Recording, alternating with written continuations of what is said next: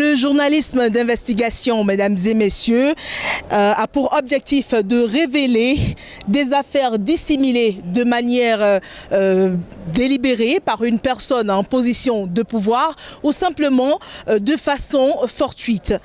Et il faut dire également que le journalisme d'investigation est crucial pour la liberté d'expression et également pour la liberté d'information. C'est de cela qu'il va s'agir aujourd'hui dans notre numéro de page invité. Et pour en parler, nous recevons pour vous Ron Nixon. Il est correspondant à Washington de New York Times. Voilà, ce sera tout de suite. Ron Nixon. Bonjour Ron Nixon. Bonjour et merci pour l'invitation. C'est un plaisir de vous recevoir sur Sika Télévision. C'est un plaisir partagé.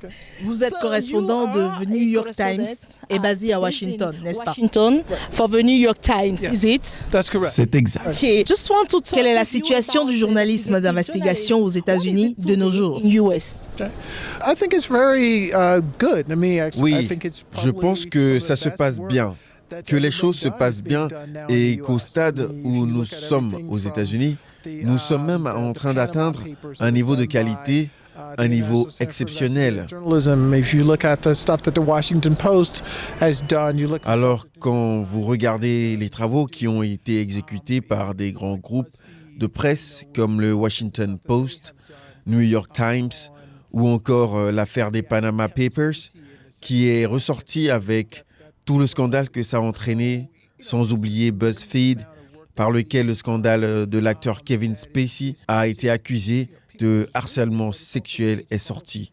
Cela montre qu'il y a énormément de travail qui est fait. Donc, il y a beaucoup de réalisations à ce niveau-là et les gens ne se contentent pas de lire les informations. Cela change aussi la façon de penser des gens. So, there's a tremendous amount of work that's being done that is not just, people are just reading it, but it's also changing policy. Pouvons-nous donc dire qu'il y a beaucoup d'événements dont les journalistes nourrissent leurs investigations? Yes. I think there are many avenues to practice investigation. Il y a beaucoup de possibilités pour pratiquer le journalisme d'investigation aux États-Unis. What about challenges? Je pense que le défi au niveau du journalisme d'investigation aux États-Unis est d'abord financier, parce que vous savez, les choses changent. Le modèle qu'on suivait auparavant n'est plus le même. Donc le modèle d'affaires pour mener ce genre de travaux requiert plus de contraintes que dans le passé.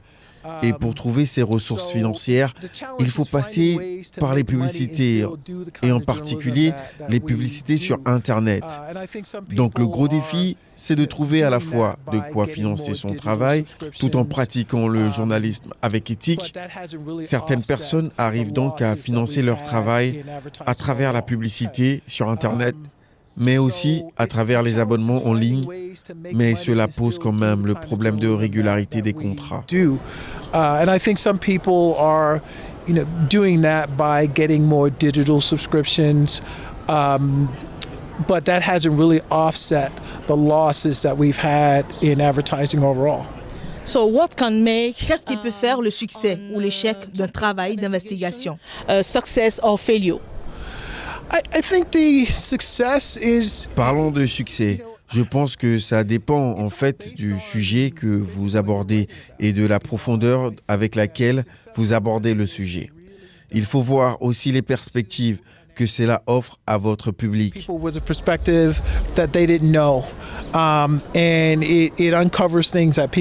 Est-ce que cet article ou ce reportage que vous allez écrire apporte des réponses à votre audience? C'est cela le plus important. Donc en fait, il faut que ce soit des informations que vous apportez au public sur des choses qu'ils ne savaient pas.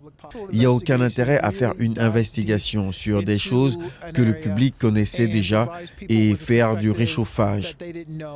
Ce n'est pas là l'idée. Et en fait, un bon sujet d'investigation, ce n'est pas du sensationnel.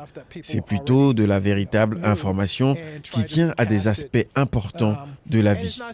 Par exemple, des politiques publiques, des lois en cours, etc. Sans oublier que partout dans le monde, les journalistes d'investigation courent d'énormes risques, n'est-ce pas?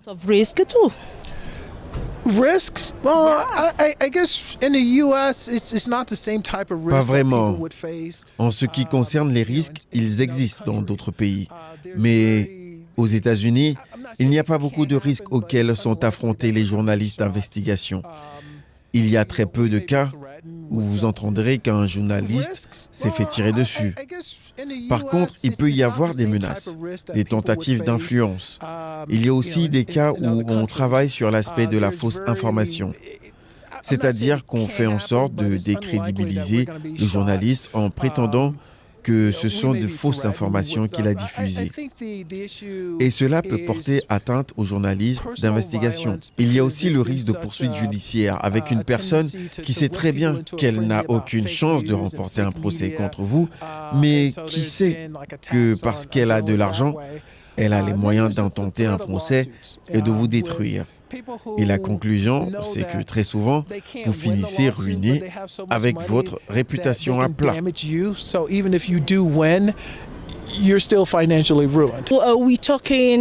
parlons de plus en plus de migrants et de réfugiés. Ces sujets intéressent non seulement les journalistes, mais aussi les politiciens, la police et le public en général. Ceci est donc une source intarissable d'investigation pour les journalistes.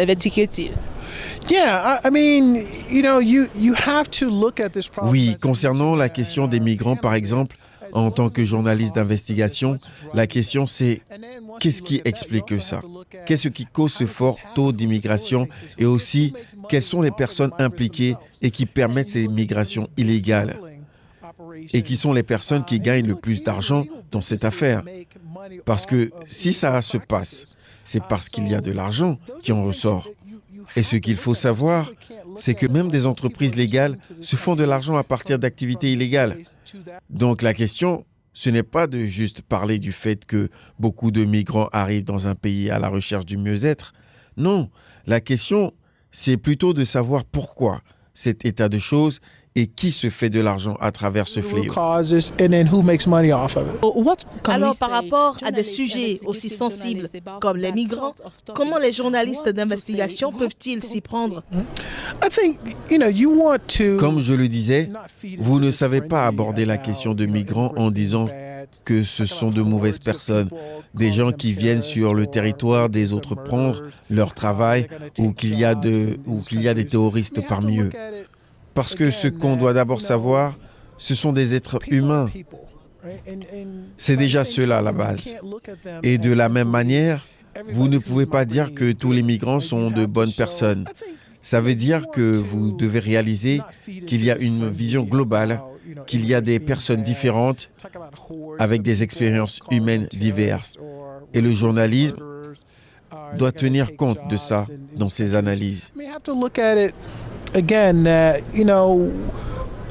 people are people, right? And by the same token, you can't look. Il peut donc y avoir de mauvaises personnes qui essayent d'échapper à de mauvaises situations pour les bonnes raisons. Tout comme vous pouvez avoir de bonnes personnes qui échappent à de mauvaises situations pour de bonnes raisons. Donc, on ne peut pas catégoriser les choses d'un coup comme ça. Il faut faire attention à ne pas suivre cette logique généralisée. Anti-migrants, dans les termes qu'on utilise pour se référer à ces personnes. Il faut faire vraiment attention. Again, you can't refer to people as certain things to help feed into that anti-immigrant frenzy. Comment traiter les sujets pour aider à limiter l'immigration clandestine? Je ne crois pas qu'on peut limiter. Mais en disant cela, je pense aux milliers de personnes qui partent mourir dans la Méditerranée. On ne peut pas limiter l'immigration. Ce n'est pas quelque chose que l'on peut faire comme cela. Parce que les personnes qui décident de quitter leur pays pour se rendre à un autre endroit, c'est dans l'espoir de trouver un mieux-être pour eux et pour leur famille. Que des gens soient déterminés à traverser un désert où d'autres déjà péri, une mer où des gens sont déjà morts, avant eux, ça montre bien que c'est une pratique que vous ne pouvez pas décourager facilement. Et donc, il n'y a rien que vous et moi pourrions dire à ces personnes pour les dissuader. Elles le feront parce qu'elles sont assez désespérées pour le faire. Vous vivez à Washington et vous êtes certainement informé de la décision de Donald Trump par rapport aux Dreamers. Quelle appréciation en faites-vous? What do you think about it?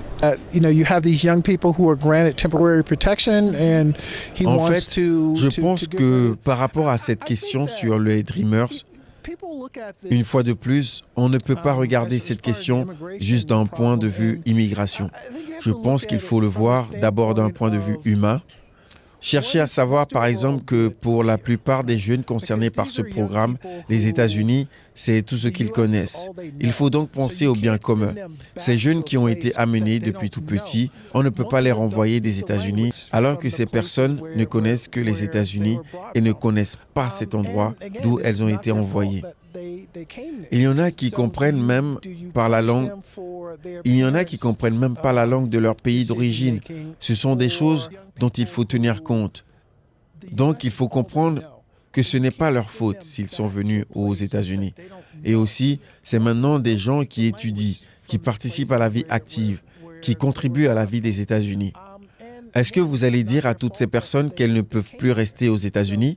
Et il ne faut pas oublier non plus que les États-Unis, c'est une terre de migrants. Et ils ne seraient pas ce qu'ils sont aujourd'hui s'il n'y avait pas toute une tonne de personnes venant de nombreux endroits différents. They're working, they're going to school, they're making contributions to the U.S. And, the U.S. is a country of migrants. People came from all over the U.S. wouldn't be the U.S. if it wasn't for the multitude of people who came from all these different places.